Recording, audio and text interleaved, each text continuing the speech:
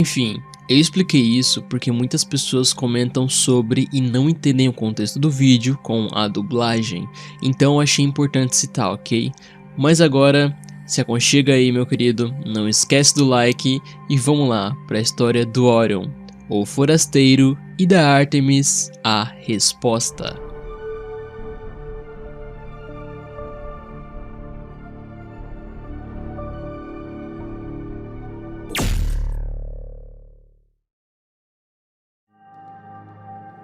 A vontade do universo. Era sobre isso que os filósofos falavam de vez em quando. Essa vontade seria como uma consciência que está acima até mesmo dos deuses. A gente pode não saber se o universo tem essa vontade, mas a gente sabe que ele tem uma resposta imunológica. E essa resposta é a Artemis, que surgiu quando o nome do Orion foi citado. Talvez até mesmo como a vontade do universo encarnada para se opor ao Orion. Metade feixe de partículas, metade arraso. Caso você não saiba, Artemis e Orion são personagens já existentes. Eles são da mitologia grega. O Orion era um caçador gigante que foi colocado nas estrelas por Zeus depois da sua morte, sendo chamado de constelação de Orion, que inclusive foi morto por Artemis, a deusa da caça.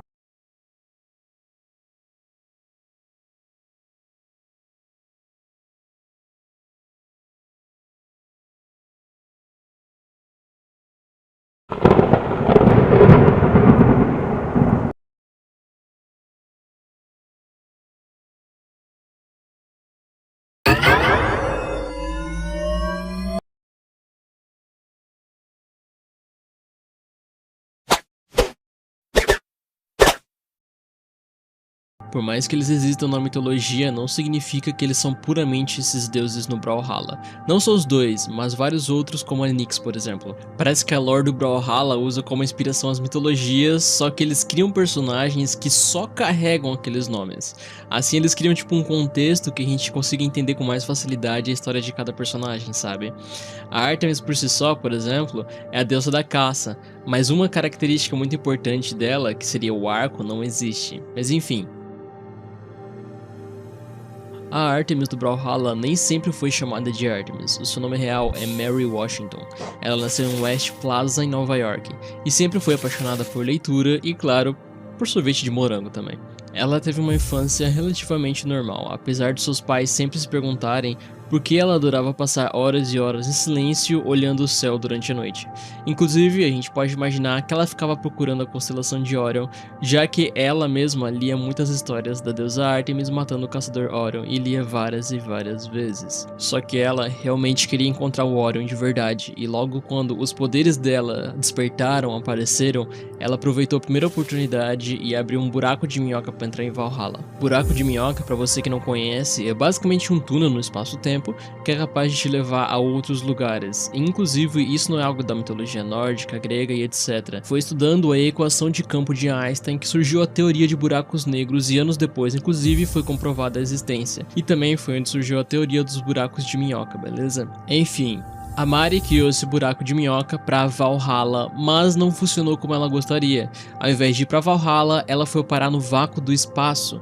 Lá ela teve que lutar para sobreviver e para se proteger, ela criou um casulo de atmosfera ao redor de si mesma e no desespero para se manter viva, ela arrancou todo o núcleo de um planeta para criar sua armadura. Assim ela acabou destruindo seu primeiro sistema solar. Daí para frente, ela atravessou o universo cruzando vários e vários perigos, inclusive acabando com a frota do Star Champion e implodindo um Leviatã de Aeons. E o próprio Star Champion disse o seguinte: ela nem parou para me contar o seu plano diabólico. Em um segundo, estávamos esperando o monólogo de sempre e no próximo, toda a minha frota tinha ido embora. A gente ainda não sabe muito sobre o Lance Star Champion, mas o que a gente tem de informação além disso é que ele já foi derrotado pelo Lord Vrax em um duelo de espadas a laser. Enfim, mas ao passar por tudo isso, a Artemis finalmente chegou em Asgard. Agora, em Valhalla, ela tenta chegar ao destino dela através do torneio. E existe outra pessoa que tem uma frustração em comum com ela, que é a Nyx, que sempre a ajuda com treinos frequentes para melhorar suas habilidades com foice. E sobre a frustração em comum, o que seria? A Nyx, ela teve alguns trabalhos cosmológicos arquivados. Em um desses casos existe um Cavaleiro de Ouro que pode ou não ser o Orion, que inclusive até o mesmo Sir Roland diz que jura que o Orion é esse tal Cavaleiro de Ouro, mas o passado do Orion é um mistério pra gente confirmar esse tipo de coisa. A princípio, falando ainda do ponto comum com a Artemis, eu achei que fosse pela Nyx não ter concluído um trabalho de finalizar um panteão inteiro, que inclusive esse trabalho fez ela ficar caçando por 1000 anos. Assim, ela via tipo algo em comum com a Artemis por ela querer destruir o Orion, mas também não ter conseguido. E, inclusive, esse panteão de deuses que é citado na lore da Nyx se encontra sim em Valhalla e com um único Legend. Então, quem sabe a gente não explore mais a lore da Nyx e esse tal Legend nos próximos vídeos, tá? Mas por agora, a gente fica com uma citação da própria Artemis que dá muita ênfase no objetivo dela. Destruir o Orion não é a única coisa que eu quero fazer, mas sim, é a principal.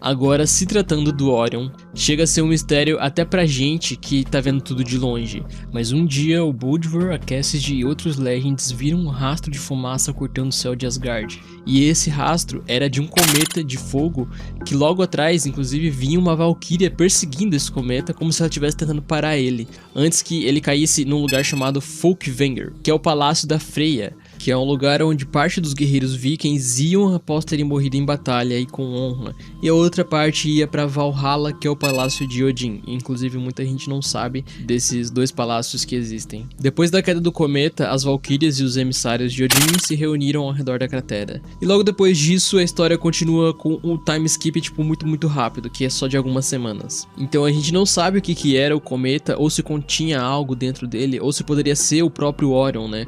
Já que a chegada dele em Valhalla também, tipo, é um mistério. Mas logo depois a gente tem a informação que os filhos de Valdir, que foram os ferreiros que forjaram a lança de Odin, inclusive um deles é o Ulgrim, eles apareceram silenciosamente em Asgard e apresentaram aos próprios deuses uma armadura dourada que a gente presume que seja pro Orion, já que logo depois ele se juntou aos salões de festas de Valhalla e não demorou muito para ele ficar entre os maiores guerreiros e campeões mais populares. Mas ele não fala sobre o seu passado, então só existem especulações, como por exemplo, o Bolívar insiste que ele é o Thor disfarçado, o Nash acredita que ele é um monstro mágico de rocha, já o Lucien fica com uma raiva incoerente quando vê ele, a Scarlet não se importa com quem ele é, ela só quer desmontar ele para ver como é que ele funciona, presumindo já que ele seja alguma máquina, né?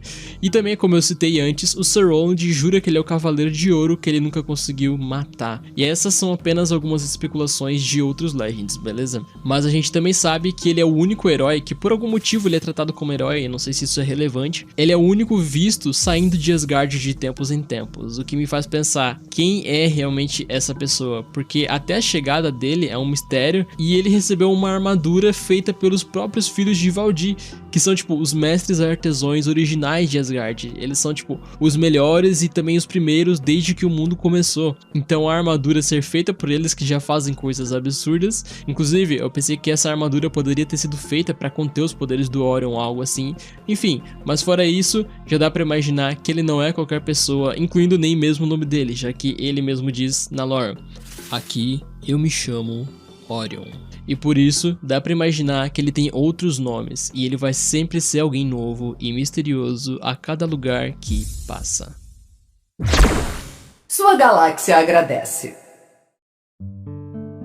Então, gente, esse vídeo deu muito trabalho e vocês não têm noção. Eu queria aqui agradecer rapidinho os membros e também ao Ryan Victor, que se tornou membro prata aqui no canal. Muito obrigado, meu querido. Então eu espero que vocês se inscrevam, compartilhem, deixem like, comentem, porque é só com esse vídeo tendo um bom desempenho que eu vou poder continuar essa série, como eu tinha falado antes. E claro, também com outro tipo de apoio, que é o apoio financeiro de quem puder ajudar, porque isso não ajuda só a produzir o canal, mas também ajuda com o ânimo de quem se dedica tanto pra isso acontecer, e eu dou minha vida por isso aqui. Inclusive, caso Caso você queira dar suporte, você pode se tornar membro a partir de R$ 2,99. Dá um valeu aqui embaixo, que é um botãozinho, um coração. Você também tem outras opções, como a vaquinha que tá aqui na descrição, Prime na Twitch, onde eu estou tentando voltar com as lives, ou até mesmo o Pix, beleza? Eu agradeço de coração qualquer apoio que vocês puderem me dar, tá ok? Independente se é financeiro ou não, tá?